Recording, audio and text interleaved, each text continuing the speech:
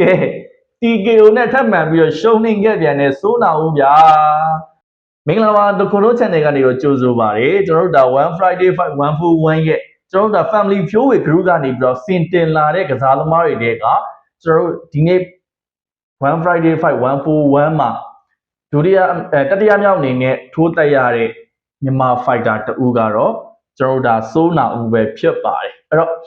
မြန်မာ fighter စိုးနာဦးကတော့ Thai fighter ဖြစ်တဲ့ကျွန်တော်ဒါ Face Era 1နဲ့ကျွန်တော်တို့ရင်ဆိုင်ခဲ့ရပြီးတော့အဲ့ဒီပွဲစဉ်မှာပထမအချီကျွန်တော်10မိနစ်8စက္ကန့်မှာတင်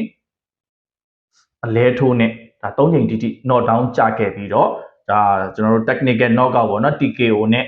ကျွန်တော်တို့အရှုံးပေးလိုက်ရပြီးဖြစ်ပါတယ်ပွဲစာကလေးကစိုးနာဦးကဒါပြိုင်ဘက်ကိုထိုးဖို့အတွက်ကိုကျွန်တော်ဒါစိုးရွနေခဲ့ပြီးတော့ကျွန်တော်တို့ဘယ်လိုပြောမလဲသူ့ရဲ့ထိုးချက်တွေကလည်းလွဲချော်နေခဲ့တာဖြစ်ပါတယ်ဒီပွဲစဉ်မှာ Face Era 1ကအတာရခဲ့ပြီးတော့အတာစည်းကနေစိုးနာဦးကိုရင်ဆိုင်ထိုးတက်သွားခဲ့တာလည်းဖြစ်ပါတယ်အဓိကကတော့ဒါကျွန်တော်ပြောနေကြအတိုင်းပဲကျွန်တော်တို့မြန်မာ fighter တွေကရိုးရလက်ဝဲရလာတဲ့အနေအထားမျိုးမှာမာကုံအရန်ပြချင်တဲ့ gap ကိုလုံအောင်မကာကြဘူးမကာနိုင်ကြဘူးပေါ့နော်မြန်မာ fighter အများစုရဲ့အားနည်းချက်ကအထားပဲစိုးနာဦးမှလည်းမြင်ခဲ့ရတယ်ဒါပေမဲ့ကျွန်တော်တို့ဥမာပြန်ပေးရင်ပြီးခဲ့တဲ့တာထွက်တွေ1 Friday Fight 139မှာတာထွက်ခဲ့တဲ့ကျော်စွာဝင်း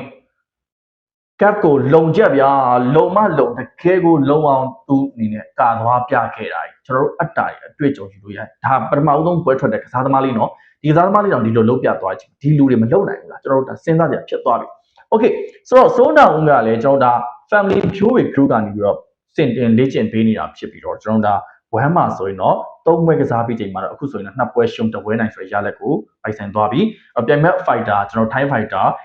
Face Era 1ကတော့ကျွန်တော်တို့5ပွဲကစားပြီးချိန်မှာ4ပွဲနိုင်1ပွဲရှုံးဆိုရလက်ကိုကျွန်တော်ဒါရရှိသွားပြီဖြစ်ပါတယ်ကျေးဇူးတူပဲတင်ရှိပါခင်ဗျ